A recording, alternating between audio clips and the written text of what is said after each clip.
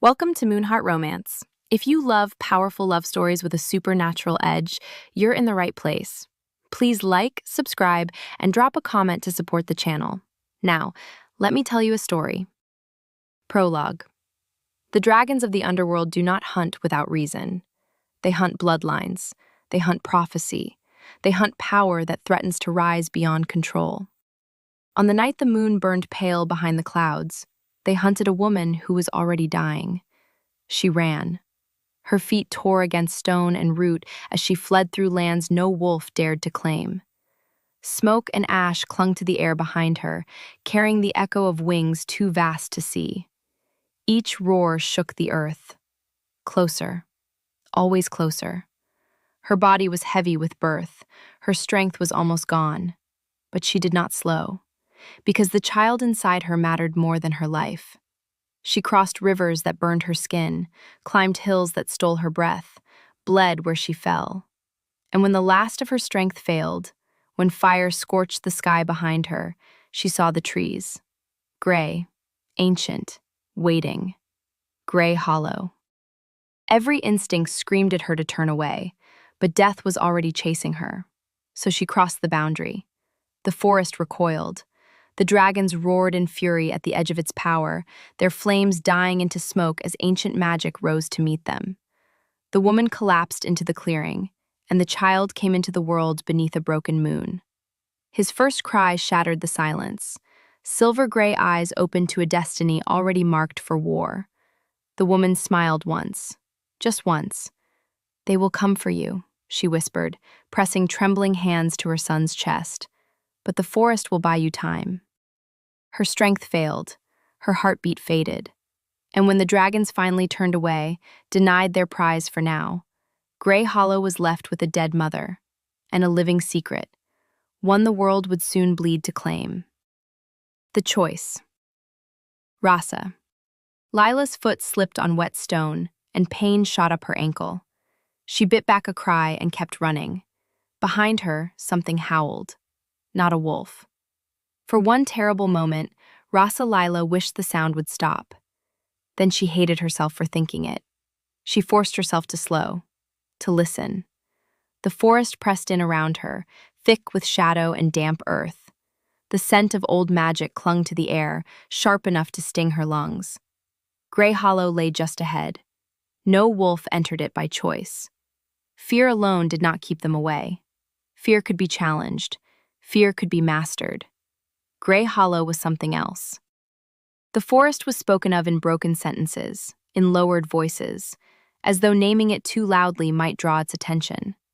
The elders said the land was older than the packs, older than the laws that bound wolf to wolf, older even than the moon goddess's mercy. Moonlight bent away from its borders, birds fell silent before reaching it, and wolves, strong, battle-hardened wolves, felt their beasts curl inward and whimper at its edge. Nothing living stayed there. Nothing innocent survived there. That was why the sound stopped Rasa Lila in her tracks. The cry. A cry. Thin, broken, fading. A baby's cry. A cry. Thin, broken, fading. A baby's cry. Rasa Lila's breath caught painfully in her throat. Her fingers tightened around the basket of herbs she had been gathering, knuckles whitening as her wolf surged violently inside her. No. Her wolf snarled in panic, claws scraping against her ribs. No child lives in Gray Hollow. That was truth. A truth carved into every pack member since childhood. The cry came again. Weaker. Almost gone. Rasa Lila's heart began to pound so loudly she was certain the forest could hear it. She stood frozen at the invisible boundary where the air thickened and the light dimmed. She had walked this path 100 times before. She had never crossed it. "Turn back," her wolf begged. "Tell the elders. Let the forest claim what is its own." Rasa Lila swallowed hard. Her feet refused to move. Then the cry came again. Something inside her fractured. She did not think. She ran. The forest that rejected her. The moment she crossed the boundary, the world changed. The air grew heavy, pressing against her lungs as though she were breathing underwater. Cold seeped through her boots, biting into her skin. The scent of rot and old magic wrapped around her like invisible chains. Branches lashed at her arms and face as she ran. Roots twisted beneath her feet where there had been none before, trying to trip her, trying to drag her down. The forest did not want her there. Her wolf howled in terror. Turn back. Turn back. Rasalila stumbled, catching herself against a tree slick with moss. Her heart hammered wildly. I can't, she whispered. I can't leave a child. The cry came again, closer now. She forced her legs to move. The trees grew darker, skeletal, their branches clawing at the sky like grasping hands. The pressure in her skull intensified. Her vision blurred. Hold on, she whispered hoarsely. Please, I'm coming. The dead mother. The crying led her into a clearing. The earth there was stained dark. The air felt wrong, silent, watching. That was where she saw them. A woman lay sprawled on the ground. Her body was unnaturally still. Blood had soaked into the soil beneath her, dark and dried, as though the forest itself had drunk its fill. One arm was stretched outward, fingers curled, protecting something. Rasalila dropped to her knees. The woman was dead, but her scent. Her wolf recoiled violently. Alpha. Power lingered in the air. Authority. Command. This had been no ordinary she-wolf. And beside her, a baby boy, wrapped in torn cloth. His skin was pale, cold. His cries were barely more than breath. Oh, Moon, Rasalila whispered. Her hands trembled as she reached for him. The warning. The moment her fingers touched the child, the forest erupted. Wind slammed into the clearing, violent and furious. Shadows surged from the trees, crawling across the ground like living things. They coiled around her legs, her arms, her throat. Pain exploded behind her eyes. A voice thundered through the clearing, ancient, furious, layered with something far older than any wolf. Leave him.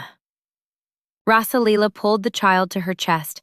She turned her body sideways, shielding him instinctively. No, she said. Her voice shook, but it did not break.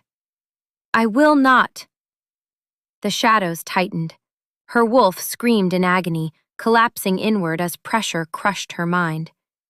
He belongs to death. Tears streamed down her face. Her knees buckled. If this child is meant to die, Rasalila shouted, then you will have to take me with him. Silence fell. Heavy. Absolute. The wind died. The shadows froze. Then, they retreated. The pressure vanished. A narrow path opened behind her where none had been before. The forest released her. Rasalila staggered to her feet. She ran. This time, the forest did not stop her. She did not know it yet, but the moon goddess had just marked her, not as a mother, but as a guardian. The Judgment. The Silver Fang pack erupted the moment she returned. Gasps, shouts, growls. You went into Grey Hollow? An elder demanded. You brought something back? Another hissed. Rasalila stepped forward. Her alpha husband moved to confront her. His fury died the instant his gaze fell on the child. What is that? He demanded. A baby, Rasalila said quietly. Panic spread through the hall. That thing is cursed. It comes from forbidden land. It will destroy us. The child whimpered. Rasalila tightened her hold. Return it, the alpha ordered. No, the word echoed. You will obey, he growled. I will protect him, she said. He is innocent. The elders did not debate. They judged. The severing. They made her wait. That was the first cruelty. When the moon rose full and merciless, they took her to the stone platform. Silver light spilled across the clearing. The Alpha raised the ceremonial blade. "This bond was forged by the moon goddess," he said, "and by the moon goddess it shall be undone." The blade fell. Pain tore through Rasalila's chest. Memories ripped away. Laughter, warmth, belonging. Her wolf screamed. The baby wailed. The mark on her skin faded. "It is done," the Alpha said. Rasalila swayed. She did not fall. Exile. They gave her until dawn. No supplies, no coin, no mercy. She walked. Cold gnawed at her skin. Hunger twisted her stomach. Her feet blistered and bled. She collapsed once. The baby stirred. Warmth spread through her chest. Strength returned. Rasalila stared down at him. "What are you?" she whispered. His silver gray eyes opened. Moonlight shimmered within them. He smiled. The human world. By dawn, the city lights burned before her like cold stars. Metal, smoke, noise. Rasalila stepped into the human world, exiled, unmarked, alone. Yet the child in her arms carried Alpha blood, ancient power, a destiny the Pax had feared too much to face. Behind her, the gray hollow forest stirred. It had not released her. It had claimed her. High above, unseen, the moon goddess watched and smiled. Then, slowly, he nodded. "Let them stay." Damodara leaned forward slightly, studying the Alpha with open curiosity. "You're hurting," Damodara said quietly. The Alpha stiffened. The room went silent. Rasalila's heart pounded, because fate had just taken notice, and somewhere deep within the Alpha's blood, something began to wake. If this episode stayed with you, if you felt Rasalila's strength and the danger surrounding Damodara, then this story is far from over. Subscribe to Moonheart Romance for the next episode of this powerful supernatural love story. Leave a comment and tell me what you think will happen in episode 3. Until the next episode,